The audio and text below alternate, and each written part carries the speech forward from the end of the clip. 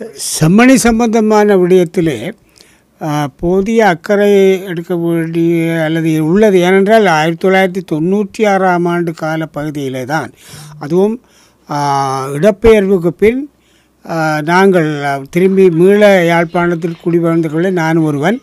என்னுடைய குடும்பம் அவ்வாறே வடமராட்சியிலிருந்து மீள பல குடும்பங்கள் இங்கே பாதிக்கப்பட்டது என்பதை நான் நேரடியாக அறிவேன்.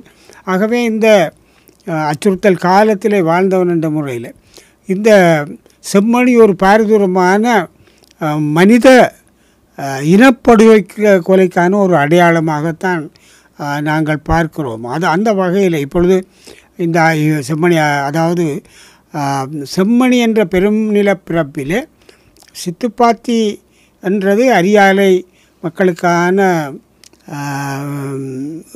சுடுகாடும் சேர்ந்தது. அவை அங்கே இவ்வளவு தூரம் மக்களை புதைத்திருக்கிறார்கள், குழந்தைகளை புதைத்திருக்கிறார்கள் என்றால் இதைவிட வேறு எந்த ஆதாரங்களும் தேவையில்லை. இங்கே ஒரு கொடூரமான இனப்படுகொலை, மனித படுகொலை, மனித குலத்துக்கு எதிரான குற்றங்களை இல்லை அங்கே குடியிருந்த இராணுவங்கள் அந்த காலத்தில் அதிலே தான் இருந்தனர். அவை அதை அறுதரம் மறுதளிக்க முடியாது. முள்ளி சந்தியிலே இருந்து செம்மணி வரையிலே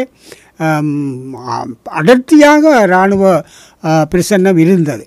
அவை அந்த இராணுவத்துக்கு தெரியாமல் எதுவும் நடந்திருக்க வாய்ப்பில்லை. அவர்களே தான் இவ்வளவு கொலைகளையும் 300, 400 அல்லது 500, 600 சொல்கிறார்கள்.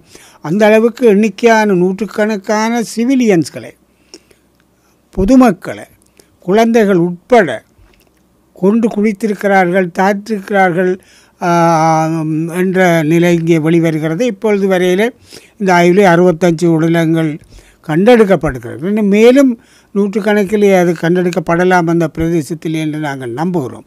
ஆகவே இந்த அரசாங்கமானது இதை உண்மையை இனி ஏற்றுக்கொண்டாக வேண்டும்.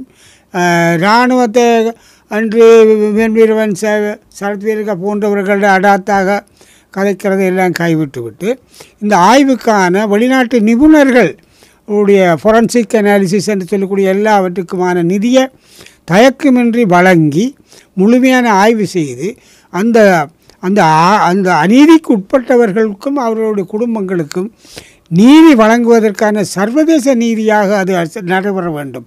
ஏனென்றால் இந்த விடயம் அரசாங்கத்தினுடைய இராணுவத்தினாலேயே செய்யப்பட்டது ஒன்று. ஆகவே அந்த அரசாங்கமே இதை முழுமையாக விசாரிப்பது என்பது சாத்தியமில்லை, அல்லது நியாயம் வழங்கக்கூடிய, நீதி வழங்கக்கூடிய சூழ்நிலை இராது என்பது பொதுவாக ஏற்றுக்கொள்ளக்கூடிய ஒரு விஷயம். ஆகவே அரசாங்கம், குறிப்பாக ஜனாதிபதி, இந்த ஆய்வுக்கான தொடர் நடவடிக்கைக்கான போதிய நிதியை வழங்கி நீதி வழங்குவதற்கான எல்லா செயல்பாடுகளையும் ஜனாதிபதி செய்ய வேண்டும் என்று நாங்கள் எங்களுடைய கோரிக்கையாக இருக்கிறது.